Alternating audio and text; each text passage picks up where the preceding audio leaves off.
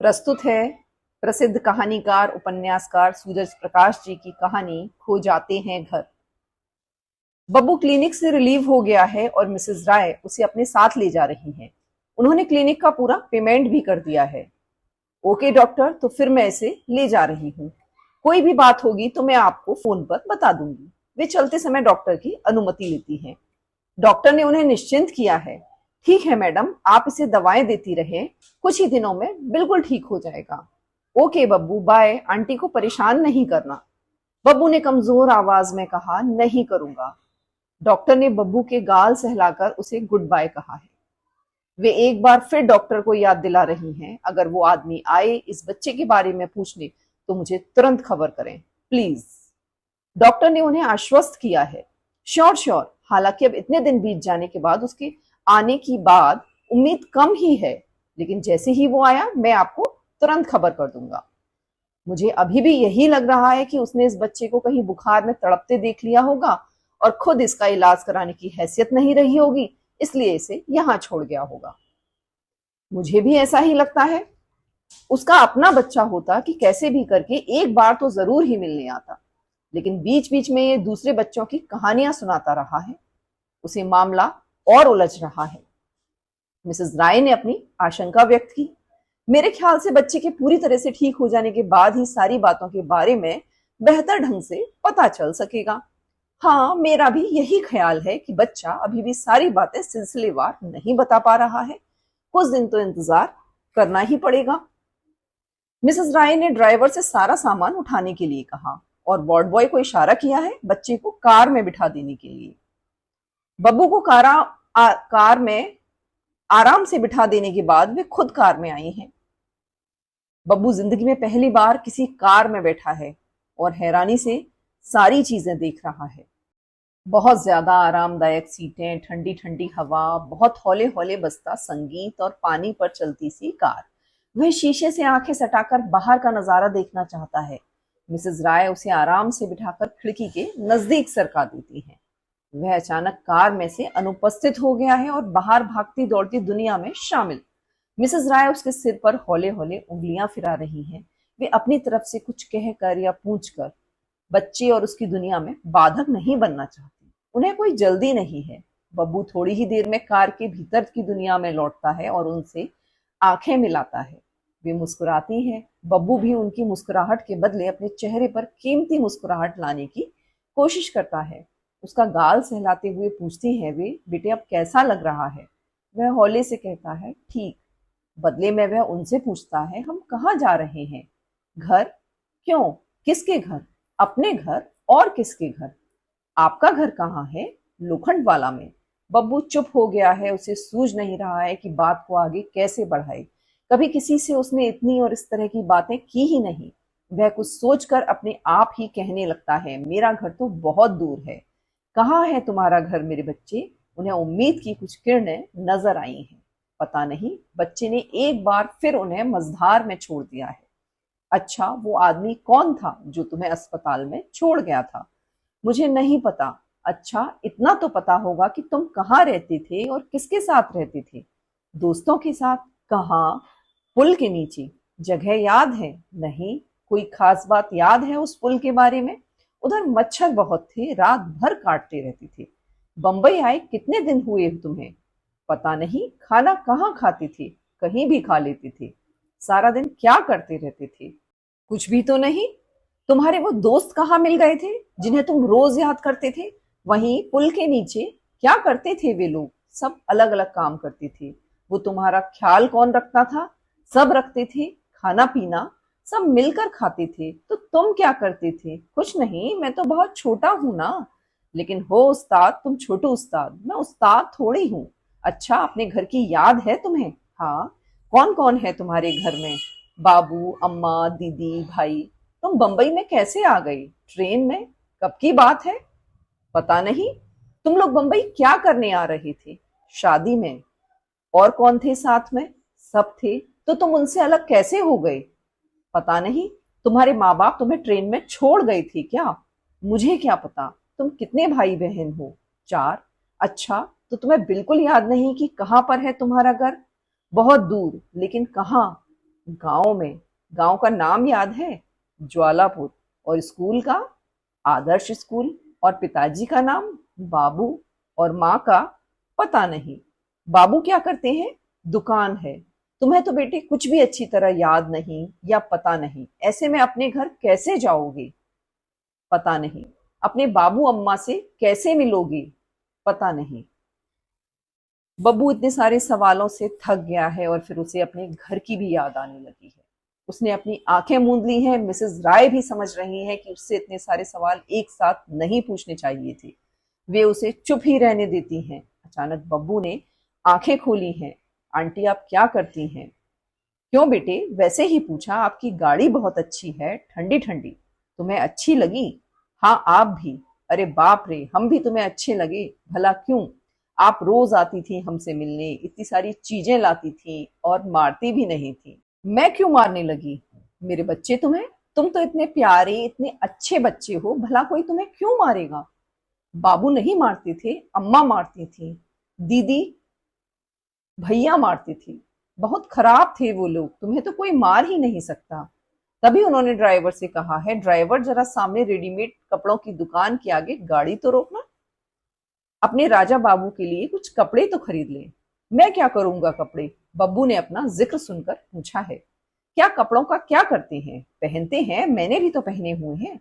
तुम इतने दिन से अस्पताल में थे ना, अब घर जा रहे हो, इसलिए अच्छे कपड़े तो चाहिए ही ना। और खिलौने भी। बोलो कौन सा खिलौना पसंद है? हम खिलौनों से थोड़े ही खेलते थे, तो किस चीज से खेलते थे? वैसे ही खेलते रहते थे। बहुत भोले हो तुम बेटे, बच्चों को तो खिलौनों से खेलना ही चाहिए, है ना?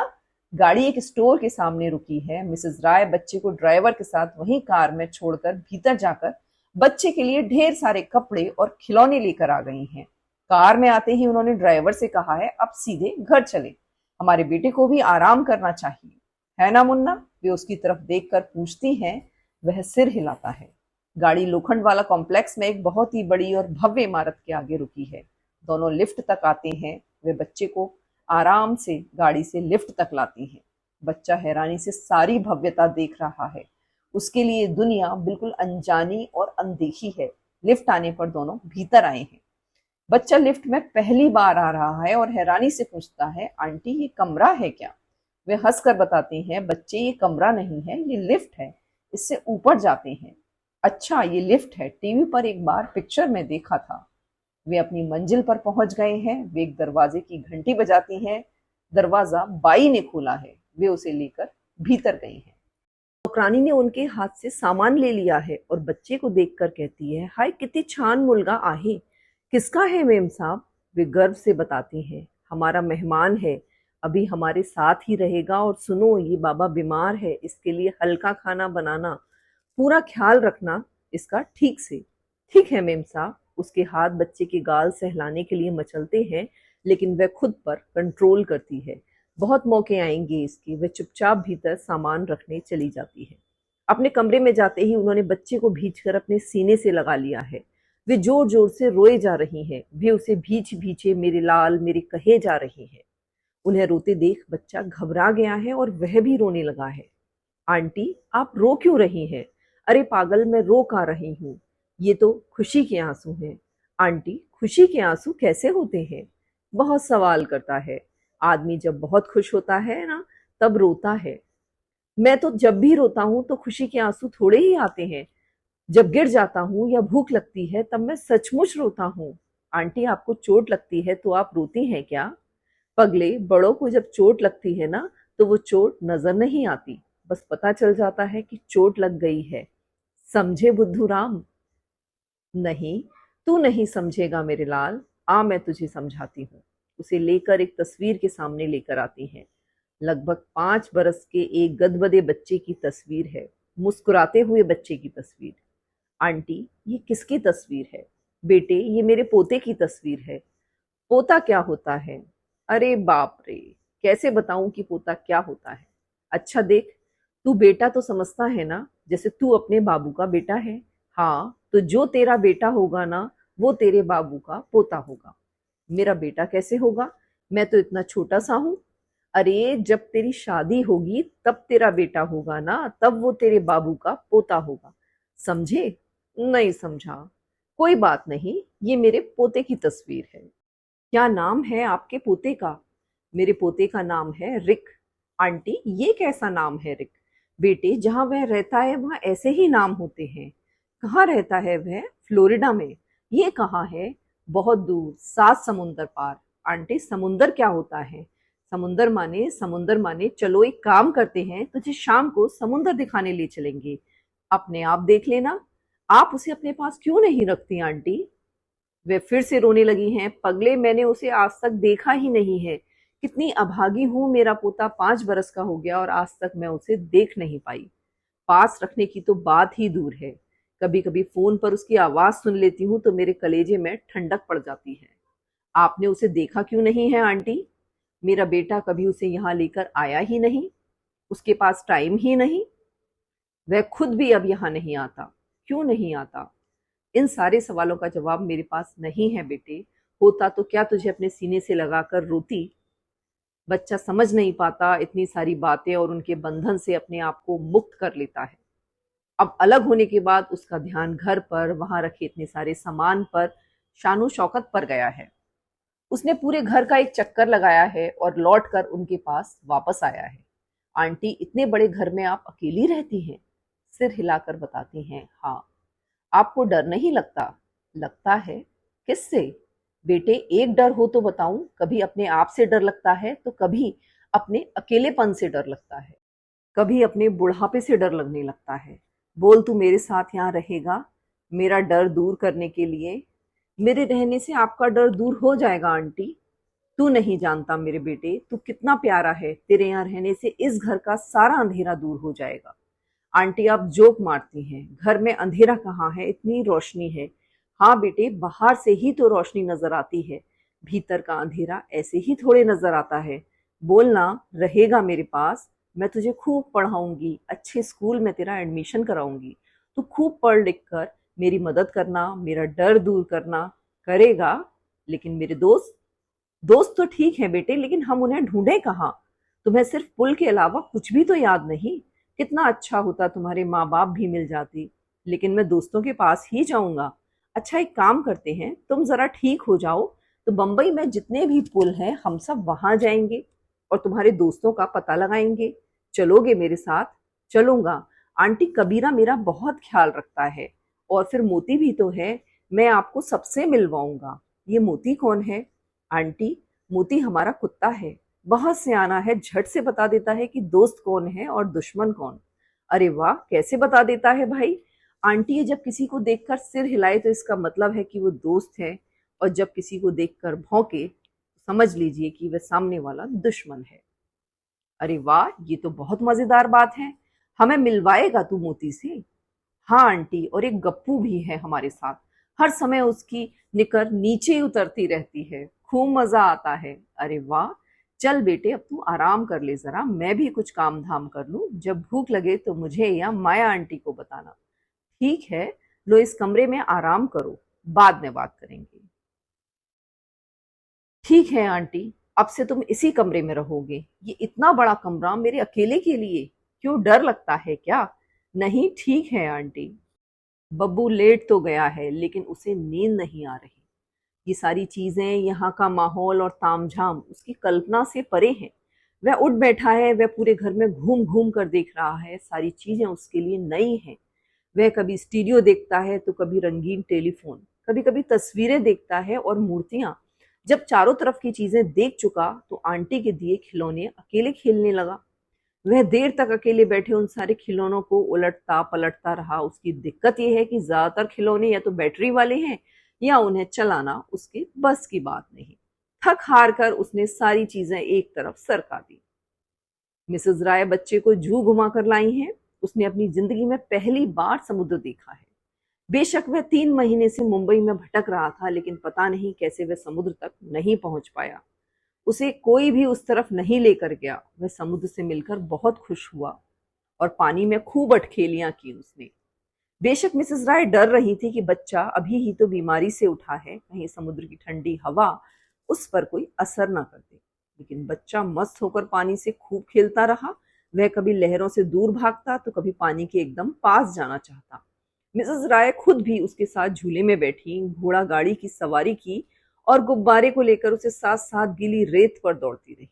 उन्होंने अरसे बाद अपने आप को पूरी तरह से भूलकर बच्चे के साथ बच्चा बनकर एक नया अनुभव लिया। घर पहुंचकर बच्चा बिफर गया है। उसे अपने दोस्तों की याद आ रही है। वह रुआंसा हो गया। आंटी, मुझे कबीरा के पास जाना है। मिसेस राय की परेशानी बढ़ गई है। देखो बेटे, अभी तुम्हारी तबीयत पूरी तरह ठीक नहीं है। अभी तो कुछ दिन तुम्हें दवा खानी है। हम तुम्हें इस तरह से बाहर नहीं भेज सकते। एक काम करते हैं, कल हम गाड़ी में जाकर पूरे शहर में कबीरा को खोज निकालेंगे।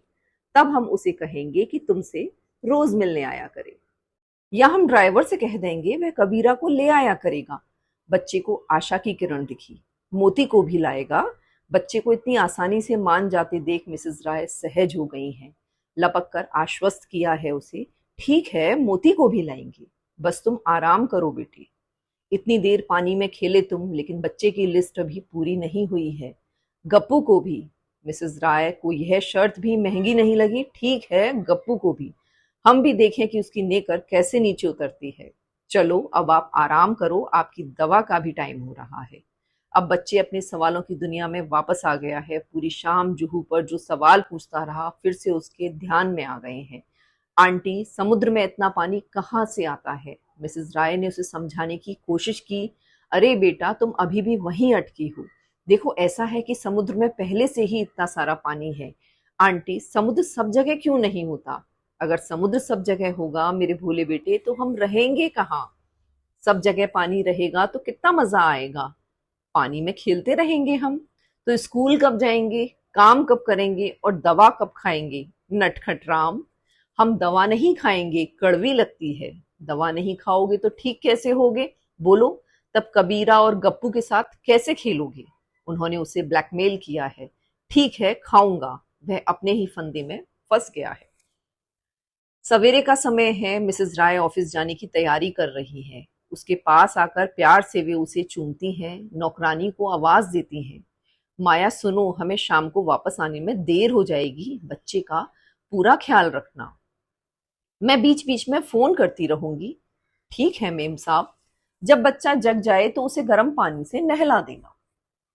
उसे अपने आप खेलने देना, खाना वक्त पर खिला देना। अच्छा मेम साहब, बच्चे को टाइम पर दवा दे देना।